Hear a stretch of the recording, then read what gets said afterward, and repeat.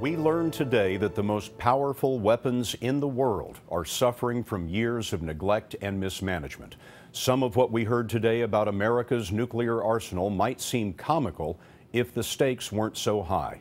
Months ago, Defense Secretary Chuck Hagel launched 2 investigations after a series of surprises, including a scandal over personnel cheating on qualification tests. Well, it turns out it gets worse. Today, Hagel said he needs $10 billion to fix the force. Here's David Martin. The Pentagon has long proclaimed nuclear forces, land-based and submarine-launched missiles, as well as long-range bombers, are its highest priority. But this review, commissioned by the Pentagon, made that claim sound farcical.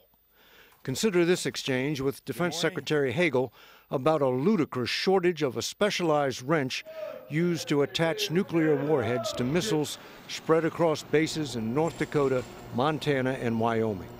One wrench, 450 missiles at 3 bases.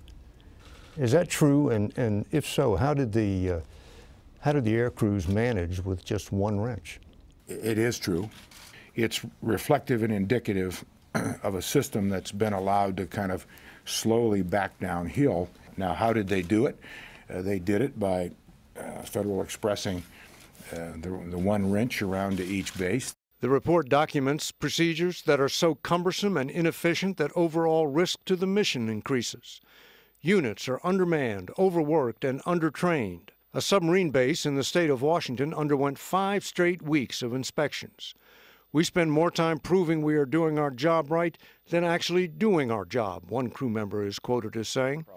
Deputy Defense Secretary Robert Work said the report punches us between the eyes. Inspections became the reason why you were inspecting. They weren't helping the force, they were a burden on the force. Missile crews cite equipment that remains broken for months or years, and work orders that are 5 years or more old. When 60 Minutes visited a launch control center, this is what one of the crew members told Leslie Stahl about the telephones. You can't hear the other person on the other end of the line. Sometimes you can't dial out, which makes it very difficult if you're trying to do your job. It will take years and billions of dollars to fix all those problems, but you'll be glad to know, Scott, each missile base now has its own wrench, so no more FedExing.